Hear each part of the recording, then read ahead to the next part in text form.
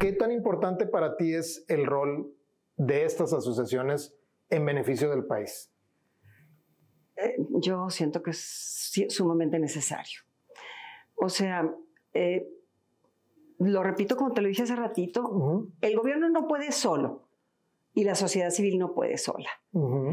Cuando yo tuve la oportunidad de estar ahí 6 años en Vamos México, que era una fundación privada, pero la presidía la primera dama, que eso ayudaba mucho para que te abrieran las puertas, yo ahí dimensioné lo que era estar en el poder y hacer el bien. Y hacerlo el bien sin mirar a quién. Yo siempre voy a pensar que Vicente y Marta han sido seres excepcionales, desinteresados y entregados, porque los vi trabajar y nadie me lo cuenta. No es chisme, ¿verdad? Yo estaba ahí. Sí. Entonces,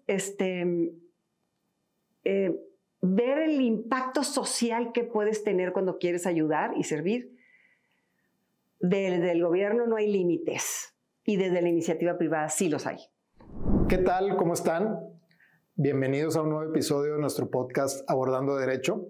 Estamos súper contentos de recibir el día de hoy a Liliana Melo de Sada. ¿Por qué? Porque el tema que abordaremos en este episodio será la función que ejercen las organizaciones no gubernamentales o las organizaciones de la sociedad civil en pro de nuestro país, de las comunidades y de todas las regiones a lo largo y ancho del territorio nacional. Y bueno, pues, ¿quién mejor que ella, Liliana Melo de Sada, para platicarnos? ¿Por qué? Porque ella tiene una súper extensa trayectoria trabajando en pro de los mexicanos a través de fundaciones, a través de organizaciones de la sociedad civil. Ha sido colaboradora y ahorita nos platicará de un sinfín de organizaciones. También ha sido inclusive reconocida por esta labor incansable que ha realizado a través de los años, tanto en México como en el extranjero. Y bueno, actualmente también dirige una fundación de la cual también nos va a hablar un poquito. Así es que, bueno, pues una persona con una trayectoria amplísima, como les digo, y con toda la autoridad para platicar de esto que son las organizaciones de la sociedad civil. Liliana, bienvenida. Muchas gracias, Alejandro, por recibirme. No, al contrario, estamos muy agradecidos de que hayas aceptado la invitación.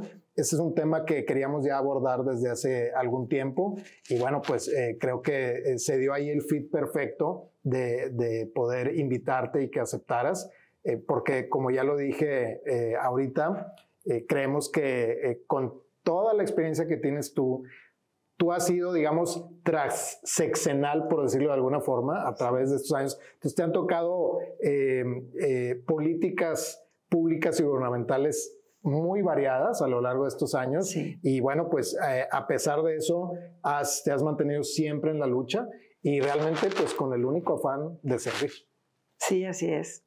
He tenido esa suerte. Yo siempre pienso que he sido muy bendecida porque he tenido la oportunidad de trabajar siempre en lo que me gusta. Casi la mayoría de los seres humanos no tienen la misma oportunidad, ¿verdad? Yo, en vez de seguir una carrera universitaria, yo me casé muy joven, súper joven. Mi esposo iba a estudiar la maestría en Suiza y pues me casé porque en aquel entonces, no es como ahorita, que se usa que te vas con el novio. Tú salías de tu casa de blanco y con anillo de casada.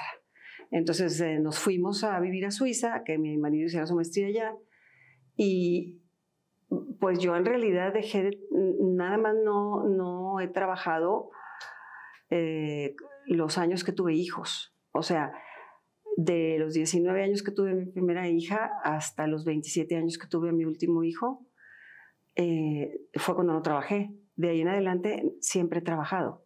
Y siempre he trabajado en lo que más me gusta. O sea, a mí lo que me gusta, o sea, a mí me tienen como etiquetada como promotora cultural. Esa es mi etiqueta, haz de cuenta. La promotora cultural, Liliana Melo de Sada, va a hablarnos de esto, ¿verdad? Y los últimos años me he dedicado más bien a darle reconocimiento y visibilidad a las mujeres mexicanas que cambiaron a nuestro país y que nunca han sido nombradas en ningún libro de historia. Y hacer toda esta recopilación de datos ha sido toda una tarea. Ya me imagino muchos de ellos, pues, de difícil acceso. Imposible, de picar piedra, porque te dicen no existió. No. Hay una cosa ahí que no puedo decir que es México. Voy a empezar diciendo que no es México, porque eso es importante. Es el mundo entero. El mundo entero, por educación, por los siglos de los siglos de los siglos, amén, ha sido un mundo de hombres. Ha sido un mundo, no quiero usar la palabra tan fuerte que misóginos, pero en algunas culturas sí, porque por la religión les obliga, ¿verdad? Porque es parte de su religión. Pero sí hemos encontrado una cosa bien increíble, Alejandro, en nuestras búsquedas.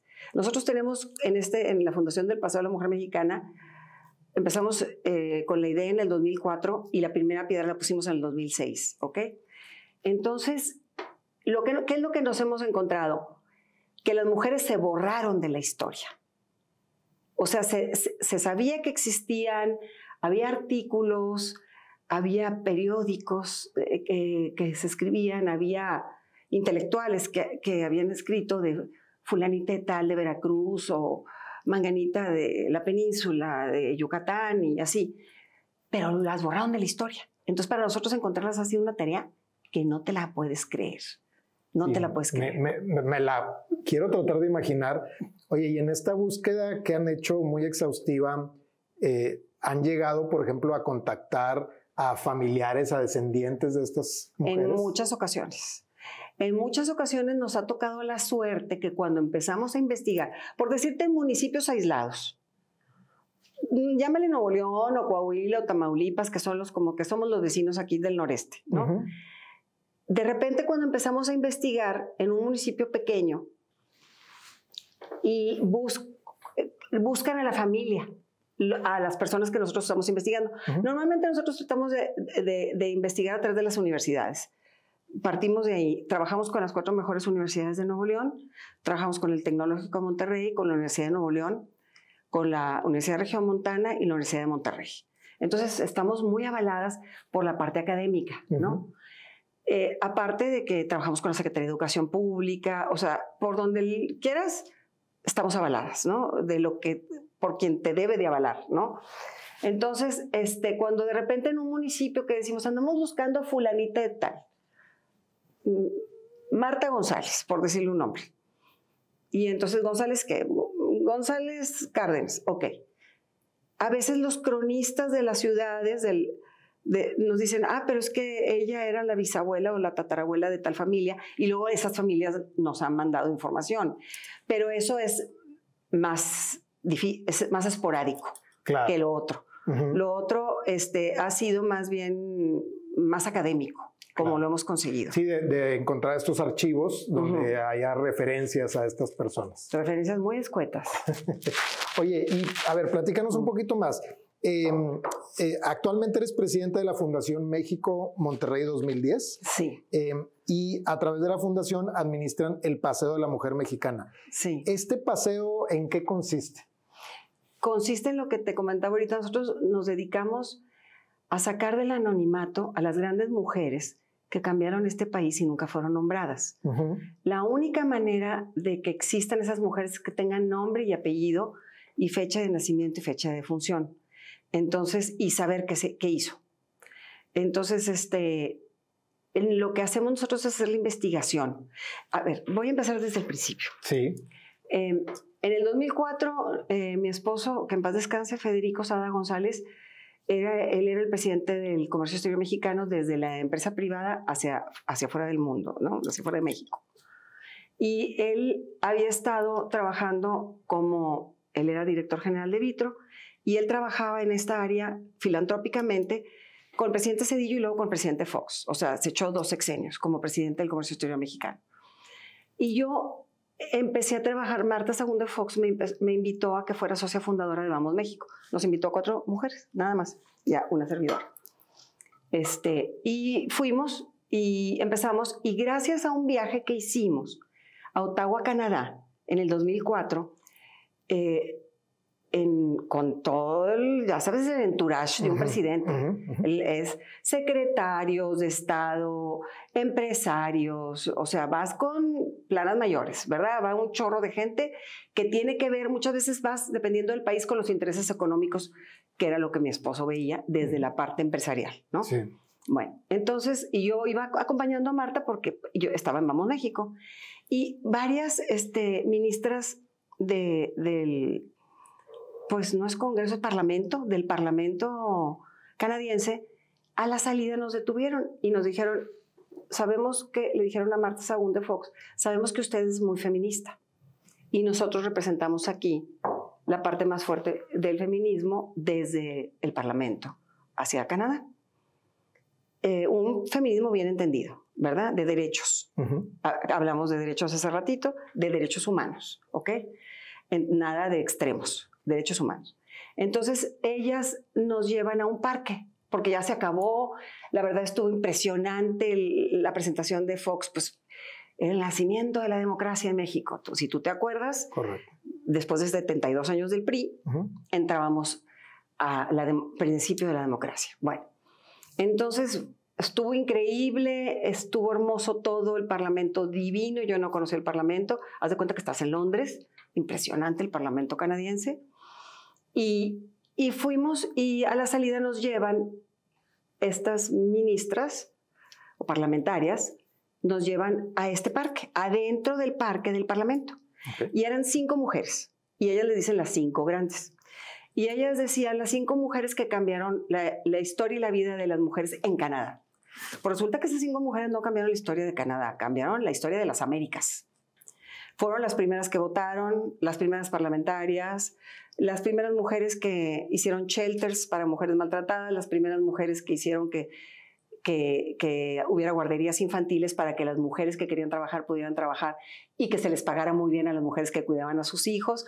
O sea, todo era súper positivo, Alejandro, de un grado impresionante, ¿no?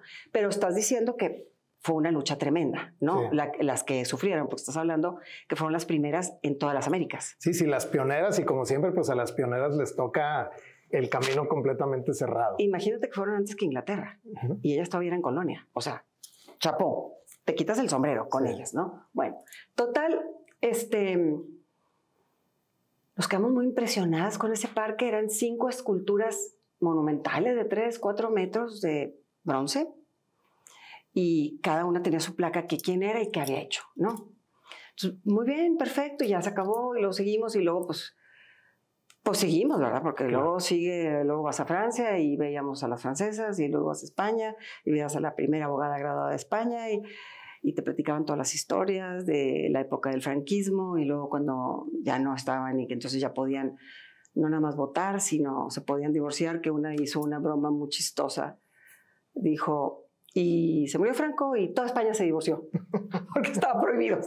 Pero bueno, era prohibido por la ley, ¿no? Entonces, total, y luego nos platicaron quién era estaba ahí la primera mujer que había sido ministra de la corte, o sea, todas las grandes mujeres, pero ya eran señoras de 80 y pico, 90, ¿no? Interesantísimo. Entonces así fuimos recorriendo como lo que quedaba del mundo, de lo que les quedaba a ellos como presidentes, y aprendimos una barbaridad. En el 2006, ya que ellos iban a terminar su sexenio, yo siempre pensé que la intención era hacer el Paseo de la Mujer Mexicana en la Ciudad de México. Nunca pensé que fuera en Monterrey. Yo estaba de presidenta de la Escuela Superior de Música y Danza y del Museo del Vidrio. Y estaba de vicepresidenta de 2 instituciones. Una internacional y una en Acapulco, Guerrero. Entonces yo traía trabajo hasta acá, ¿verdad? Pero bueno, total, dije, a ver qué pasa. Entonces le dije, ¿qué vamos a hacer con esto? Porque se van. Me dijo, no, que sea en Monterrey. Y le dije, no me puedes aventar un paquete de esos porque tengo un paquetón de trabajo. Y le dije, y mi tema no son los derechos humanos de las mujeres. Nunca he entrado en ese tema. Siempre ha sido cultura. Música, danza, pintura, escultura. Toda mi vida, Alejandro. No había hecho otra cosa. Yo por años pinté, es lo que se me da. ¿Me entiendes? Es como, a lo mejor tú pareces ser abogado, que se te da. Bueno, a mí era lo que se me daba. Así, no batallaba nada, ¿me entiendes? Sí. Ni para aprender ni para moverme. Implicaba salirte pues de tu área de confort, ¿no? Totalmente. Entonces dije, bueno, déjame ver, y bueno, empecé viendo a ver si se podía o no se podía. Estaba Natividad González Parás de gobernador y dijo, sí se puede hacer en el Parque Fundidora, yo las apoyo. La verdad, el presidente Fox había sido muy apoyador del Fórum de las Culturas, que fue en el 2008 después. Sí, lo recuerdo. Y además de dar el dinero para abrir el paseo de Santa Lucía, el río, estaba techado y se abrió en esas épocas durante el sexenio de Natividad González Parás. Entonces, yo por eso digo que la sociedad civil no puede sola y el gobierno tampoco. Necesitamos ser mancuerna, porque si le somos mancuerna, lo hacemos todo mejor. Claro. Y entonces ahí empezamos y vimos un espacio que nos gustó mucho, porque la ONU decía que si ibas a hacer un parque de reconocimiento y visibilidad a las mujeres, tenía que tener vista de las avenidas principales y que fuera de fácil acceso, que no estuviera en un rincón perdido, porque entonces perdía importancia. Claro, sí, entonces, el significado. Exacto, quieres que las reconozcan y que las visibilicen. Y las tienes allá en una esquina escondidas. Pues, ¿cómo llegas? ¿Verdad? Entonces, total, hicimos lo que pudimos, lo mejor con lo que había, porque el parque en ese entonces estaba en explosión. Imagínate que estaban haciendo todo el paseo de Santa Lucía, el río de Santa Lucía, y restaurando todos los edificios de la fundidora al mismo tiempo. Entrabas ahí y parecía que había una guerra. Sí, era una zona de destrucción. Así. Entonces, bueno, empezamos y se pudo hacer. Del 2006 al 2010, recaudar los recursos económicos. Nos ayudó el gobierno estatal un poquito, el gobierno federal otro poquito, y los empresarios de Monterrey, que siempre son súper solidarios. Y de mi marido, que en paz descanse, ¿qué te puedo decir? Fue el patrono número 1, él estaba detrás de mí, hazlo, apoyándome siempre, ¿no? Entonces eso pues también para mí era una gran ayuda, enorme. Porque si tienes a tu marido y a tu familia apoyándote, pues ya lo demás no te importa. Claro. ¿Verdad? Es más fácil. Sí. Entonces, bueno, lo inauguramos. ¿Por qué se llama la Fundación México Monterrey 2010? Porque cuando lo inauguramos, era un momento muy especial porque era el bicentenario de la independencia y la revolución. Entonces decidimos honrar de esa manera el bicentenario y poner aparte que el parque se llamaba Paseo de la Mujer Mexicana, porque también dentro de la fundación nosotros podemos hacer educación, o sea, es un poquito más amplio que solo el parque, ¿no? Sí. Entonces, decidimos que fuera así por ser el bicentenario. Y le pedimos en ese entonces, Vicente Fox y Marta Sahún de Fox pusieron la primera piedra junto con Natividad González Parás y Cristina, y el doctor Reyes Tamés, que era el secretario de Educación, y la doctora Cristina, y nosotros, mi esposo y yo, y otras personas, ¿no? Y luego, en el 2010, le pedimos a Margarita Zavala, que es otra feminista culta, refinada, una mujer de primera, ¿no? Abogada. Sí, es colega, correcto. Igual que ustedes. Y ella nos dijo, pero cuenten conmigo 100% a la inauguración. Y la que estaba, los que estaban era Medina y su esposa. Y entonces Greta Margain, Ramírez Margain, la mamá, es que la mamá es Blanca Margain y es mi amiga. Entonces Greta nos ayudó y inauguramos con Margarita Zavala y con Greta. ¿Y con qué inauguramos? Pues inauguramos con las mujeres de la independencia y las mujeres de la revolución. Ok. Lógica, ¿no? Y de ahí en adelante pues han pasado 14 años y 14 años de reconocimientos y ahí vamos y seguimos, pero hemos crecido de una manera brutal, Alejandro. Oye, y el paseo se puede visitar, desde luego, ahí está físicamente, y está en un área del parque, que el Parque Fundidora pues es enorme. En un área encontraron ese spot que estaban buscando, donde convergieran, no sé, la Avenida Constitución, la Avenida Fundidora, todo esto. Exactamente. Oye, y por ejemplo, ¿con qué frecuencia incluyen a una nueva mujer? O sea, ¿cuánto lleva el proceso que realizan ustedes? Y también cómo deciden, porque imagino que al mismo tiempo puede haber diversas candidatas. Entonces, ¿cómo funciona, digamos, el proceso de introducción de una mujer a este paseo? Primero escogemos el tema, ¿verdad? Ahorita aquí te voy a leer cuántos temas llevamos. Llevamos 12 temas reconocidos ya. Y luego, ya que tenemos el tema, buscamos a las mujeres que brillaron en el tema y que nunca han sido mencionadas. De hecho, te puedes encontrar que en estos temas vas a conocer a una o a dos, porque pues tuvieron la suerte. Sí, se les escapó y no las borraron. Y no las borraron. Pero mira, aquí para poder darte bien la respuesta. En el 2010 empezamos con independentistas y revolucionarias. En el 11, mujeres en las bellas artes. En el 12, mujeres en la política. En el 13, mujeres en las culturas populares y en las artes escénicas. En el 14, mujeres en las ciencias formales y naturales. En el 15, mujeres en la educación básica. Luego, cada 5 años hacemos una actualización, ¿verdad? Y luego, en el 17, mujeres en la prensa escrita. En el 18, mujeres en la enfermería. En el 19, mujeres en la poesía. En el 20, mujeres defensoras de los derechos humanos, que pues este es un tema que por los derechos pues, les interesa bastante. En el 15 hicimos otra actualización. En el 22, el México antiguo, que son todas aquellas reinas mayas y aztecas y todas estas que también tuvimos que encontrar sus información en Londres, en París, en Alemania, en Estados Unidos, que aquí casi no había. No había, sí. Pioneras en la educación y emprendedoras con sentido social, que fue el último en el 24. ¿Okay? Ya tenemos un tema. Ahora hay que encontrarlas, ¿verdad? A lo mejor tenemos una o dos. Ahora hay que encontrarlas. Entonces, bueno, pues investigas y a veces, te voy a decir, a veces investigas y encuentras 60, pero a veces encuentras 8, ¿verdad? Claro. Entonces, nosotros tenemos un jurado que tiene que ver con cada tema. Son académicos, son de las universidades que te mencioné y ellos juzgan si son 60 y nada más nosotros queremos poner 40 porque hacemos libros de sus vidas, te dicen, si le vas a poner en la placa y vas a hacer sus vidas, estas 40 es un must. Sí, tienen que estar. Porque son excepcionales, dieron su vida, su dinero, su alma, todo lo dieron por esto. O sea, son excepcionales. Y otras fueron parte de los movimientos, pero no tanta la aportación como las demás, ¿verdad? Si encuentras 10, pues a veces nada más se quedan 8, ¿verdad?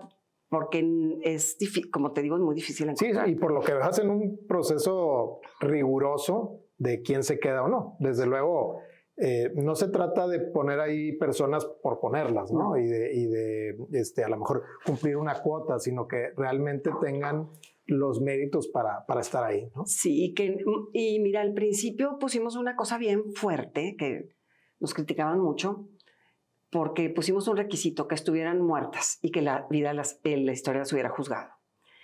Y me decían, Liliana, ¿por qué hiciste esa locura? Pues porque todo el mundo quiere poner a su tía, a su abuelita, a su hermana, y a la mamá de su mamá, y a la comadre de la mamá. ¿Y cómo les dices que no? Y luego aparte te dicen, yo te apoyo económicamente, porque todos necesitamos apoyo económico. A ver, ¿quién no necesita apoyo económico que tú conozcas? Porque yo al que conozca necesita apoyo económico, ¿verdad? Entonces te decían, yo te apoyo poniéndote 20 árboles de $1,000, pero mi mamá. Entonces dije, ¿cómo no nos metemos en líos? Muertas y que la historia las haya juzgado. Ya son 2 requisitos bien difíciles. Sí. ¿Me entiendes? Entonces, empezamos así. Hace 6 años fuimos a México porque, a ver, hasta hace 6 años siempre habíamos trabajado con el gobierno federal y el gobierno estatal. Con el gobierno estatal continuamos trabajando. Con el gobierno federal ya no trabajamos porque se cortaron los apoyos económicos de las instituciones a las instituciones privadas, ¿verdad? Entonces, bueno. Entonces fui yo a ver a una amiga, que te tengo que decir es amiga querida, porque yo trabajé con ella en Guerrero 4 años. Ella fue la secretaria de Cultura de Guerrero y ahorita es la secretaria de Cultura de AMLO, del presidente. Estos 6 años lo ha sido. Ella se llama Alejandra Fraustro. Y cuando estuve con ella, le vio todo lo que estábamos haciendo hace 6 años. Me dijo, Liliana, yo creo que ya es hora de que pongas mujeres vivas. Ya te quitaste todo ese tabú que tenías. Ya nadie te va a pedir ese tipo de cosas, ya, porque ya lo probaste, ya está muy establecido. Y entonces empezamos a ver cuáles iban a ser los requisitos.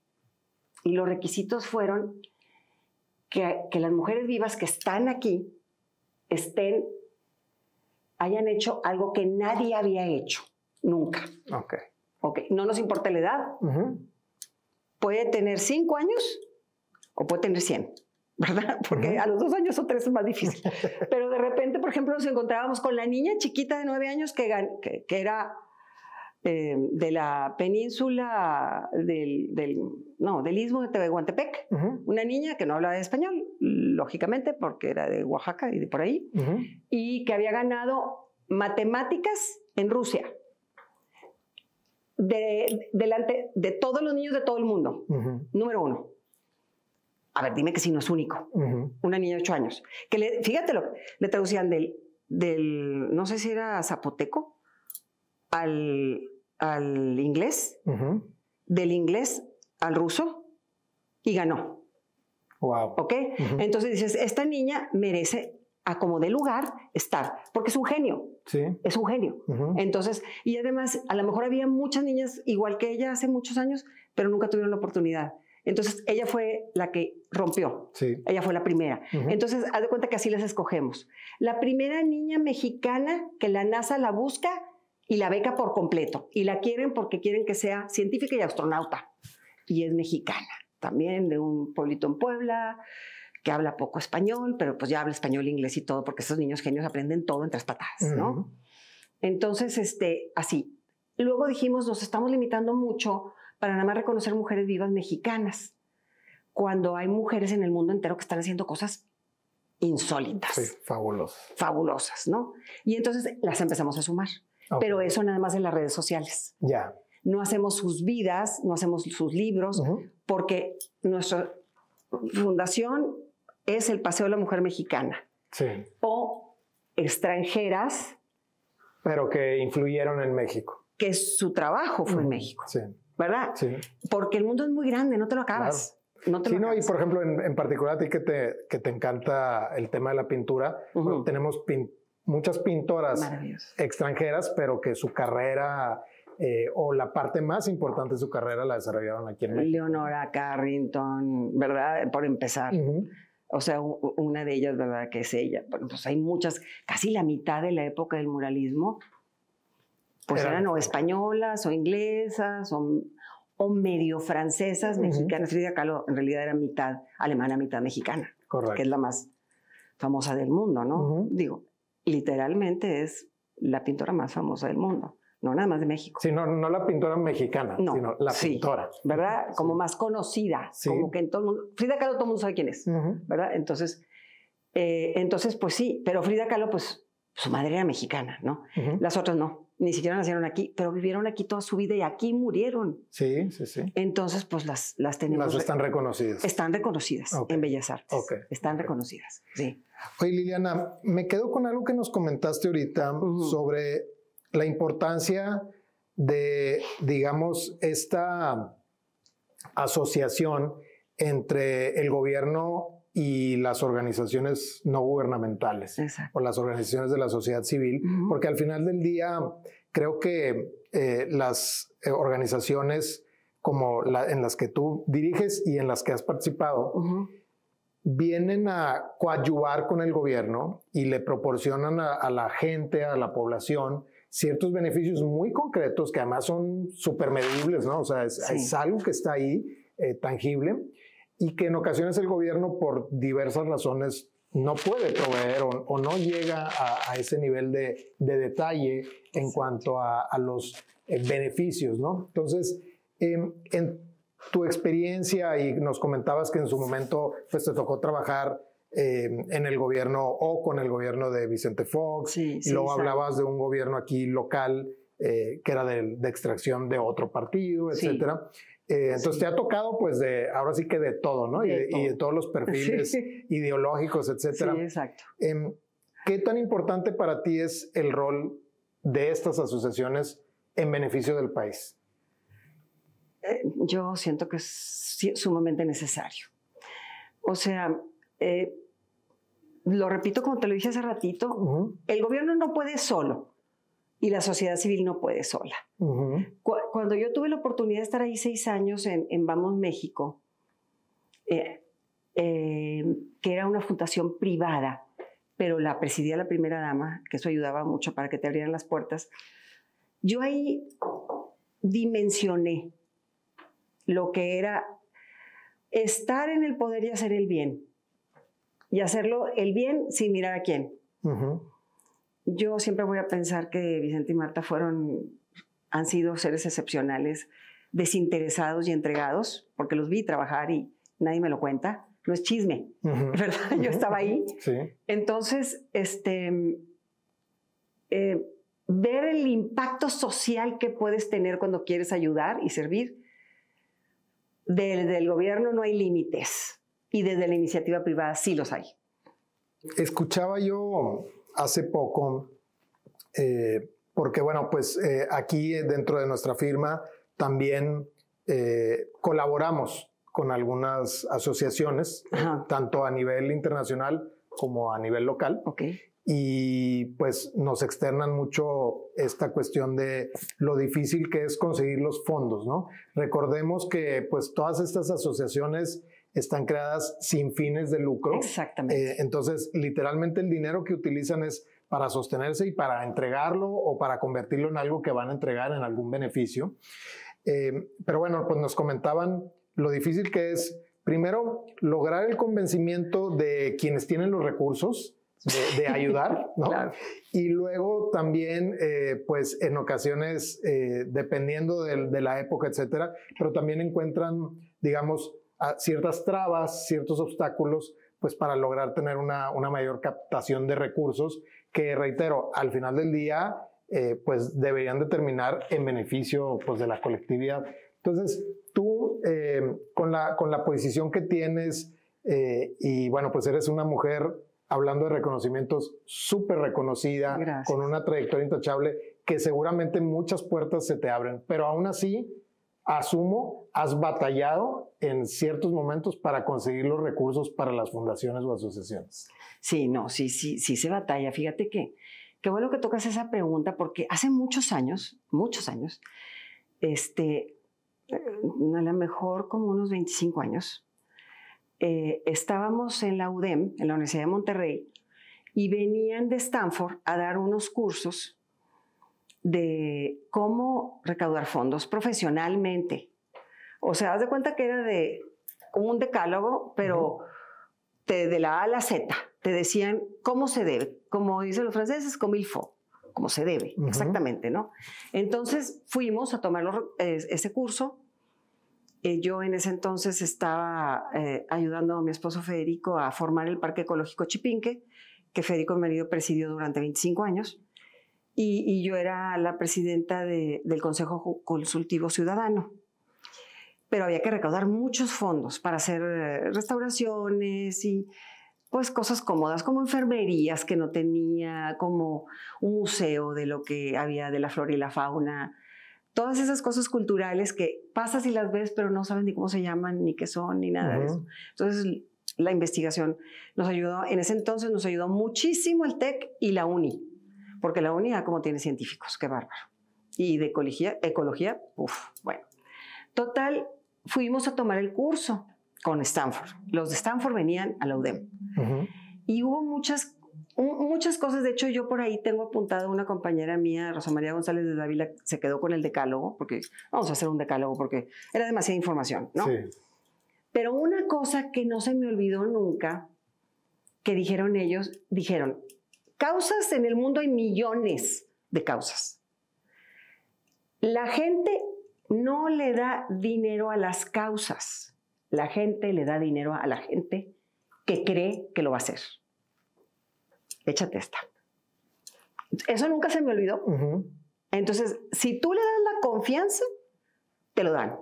Si tú no le das la confianza, no importa lo que sea. La escuela más linda para el lugar más necesitado, el hospital más indispensable. No creen en ti.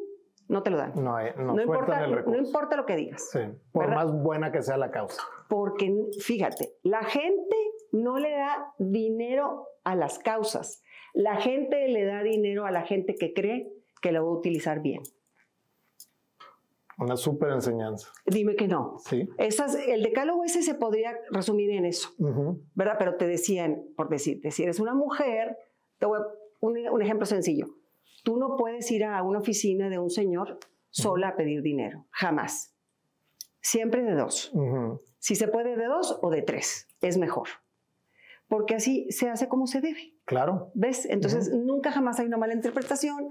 Entonces, la verdad es que nosotros con esa escuelona, pues imagínate, pues ya tengo lo que hago, porque yo digo que hago un servicio social profesional, lo empecé a hacer pues más o menos como a los 27, 30 años y tengo 68. Y nunca lo he detenido. Entonces, y luego cuando me preguntan, ¿cómo lo has hecho para tener éxito? Primero que nada, doy el 100. Yo no soy una persona que pueda dar el 50. Yo pongo alma, corazón y vida. No pongo la mitad. Entonces, y no hay obstáculos. Un obstáculo es una prueba para mí. Un obstáculo es cómo brinco esa piedra. Porque aparte te voy a decir una cosa que te sorprende mucho, Alejandro, en la vida. Es mucho más difícil hacer el bien que hacer el mal. Sí, claro. Normalmente, y de hecho, hacer las cosas bien, normalmente es la ruta más complicada.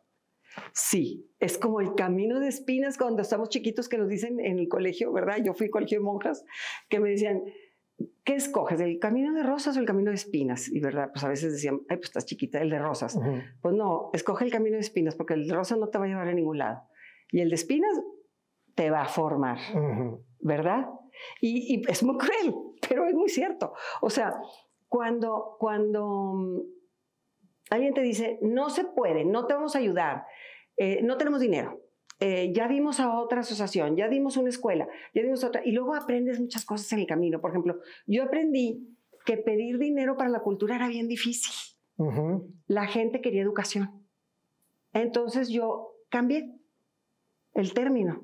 Dije, no vengo a pedirte dinero para cultura, vengo para pedirte que me ayudes a educar en la cultura, de la música, o del arte, o de la arquitectura, pero en la educación, de la cultura. Sí. Porque la palabra educación te abre muchísimas puertas. Sí. La gente quiere educar. La gente quiere ver a su gente educada. Sí. Y eso, pues, vimos que funciona muy bien.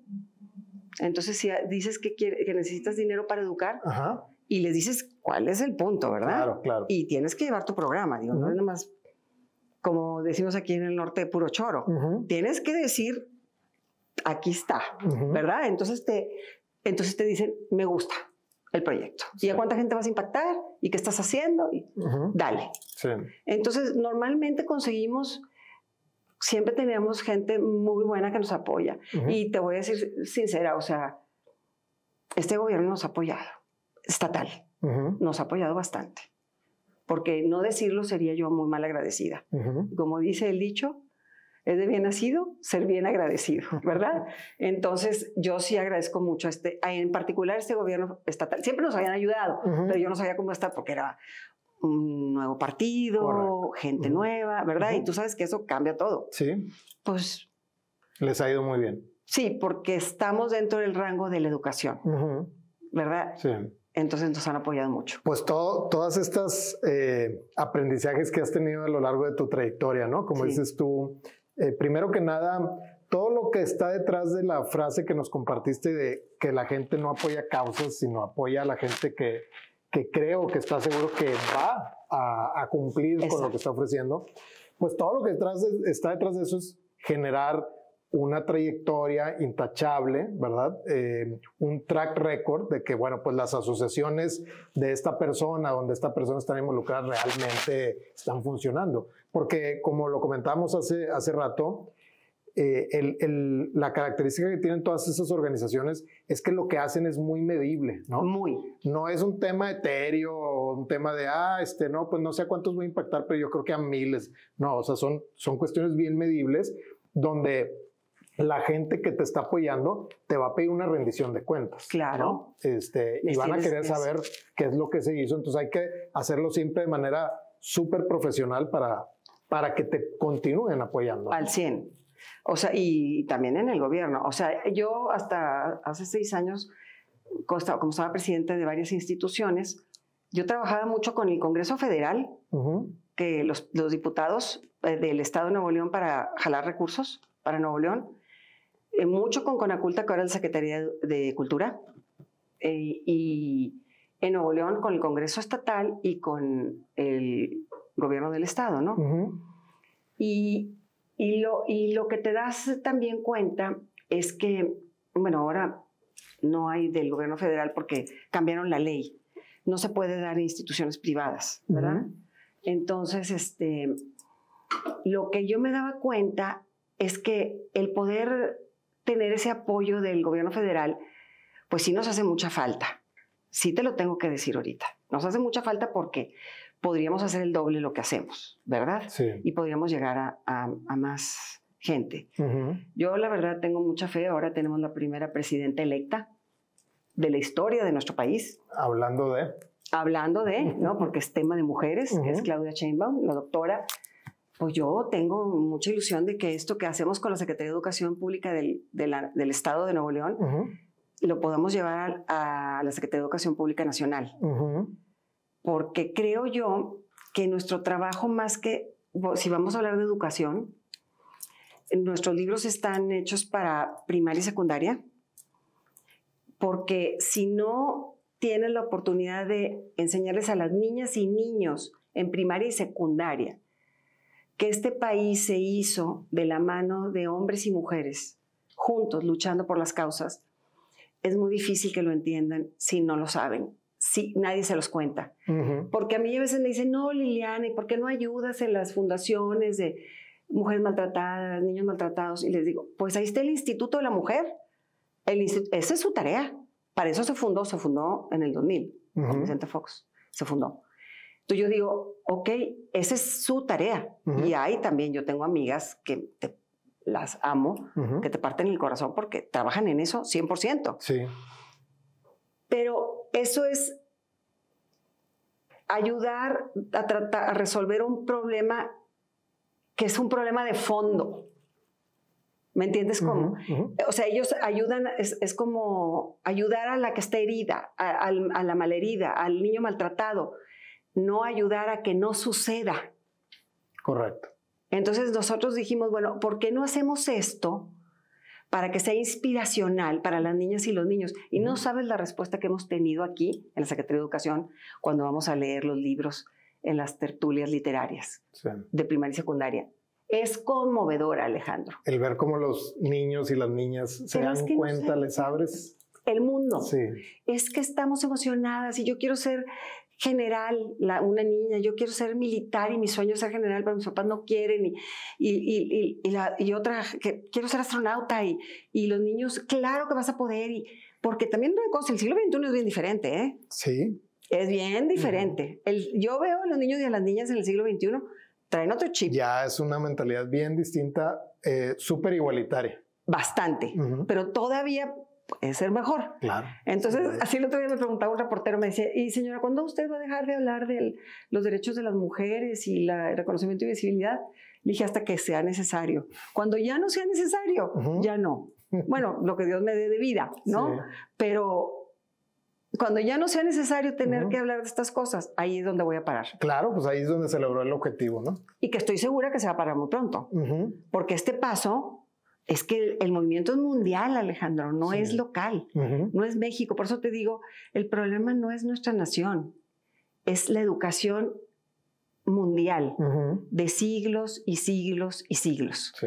Entonces no se puede juzgar tan violentamente porque, ¿cómo le haces para juzgar al mundo entero? Claro. ¿Me entiendes? Claro. Es una educación que es lo que tenemos que cambiar. Entonces, ¿cuál es la clave? La educación.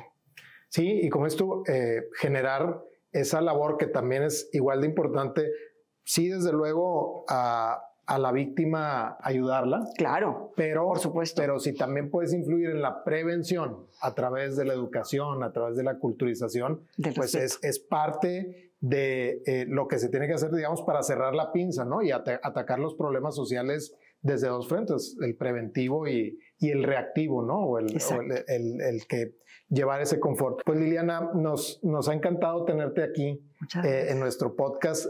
Creo que tocaste puntos bien importantes y creo que resolviste muchos cuestionamientos que, como te digo, a nosotros las asociaciones nos hacen. Claro. Creo que ahorita en pocos minutos, pero bueno, pues nos diste una cátedra de cómo operar y cómo lograr conseguir esos recursos, atraer a los promotores, que como dices tú, bueno, pues tienen miles de opciones, ¿no? O sea, pueden ayudar muchas causas y además seguramente cada individuo, cada mujer, cada hombre que está en esa posición de poder aportar, pues tiene ciertas afinidades con ciertas causas, ¿no? Entonces, si ya están muy casados con algo, convencerlos de apoyar en otra cosa, pues es una tarea titánica. Y que bueno, tú has logrado, así es que pues muchas gracias de verdad por acompañarnos el día de hoy. Muchas gracias, Alejandro, por invitarme. Yo sé que la firma de ustedes ayuda a mucha gente y los he visto presentes en muchos eventos de las asociaciones civiles y pues yo como parte de ese grupo, pues yo se los agradezco mucho que siempre estén apoyando a la gente que más lo necesita y a la gente que más trabaja y a la gente que más ayuda. Y Nuevo León es un ejemplo también. Yo tengo muchas amigas que tienen unas fundaciones que tienen 40 años, 50 años, trabajando de la manera más impecable y transparente. Entonces creo que hemos sido también muy afortunados aquí por tener tanto acceso a la educación. Claro. ¿Verdad? Claro. Entonces, y yo veo pues a muchas presidentas de las asociaciones actuales, son amigas queridas de toda la vida, las he visto dar la vida entera por esto y pues eso vale todo, ¿no? 100% Vale y el reconocimiento también va para ellas, ¿no? 100%, completamente, sí. O sea, te quitas el sombrero con ellas, ¿verdad? Pues de nuevo muchas gracias y a ustedes gracias por acompañarnos en esta muy interesante charla con Liliana Melo de Sada. Los esperamos en nuestro próximo episodio. Recuerden seguirnos en nuestras redes Hogan Lovells México y bueno, pues hasta la próxima. Muchas gracias. No, al contrario, muchas gracias a ti.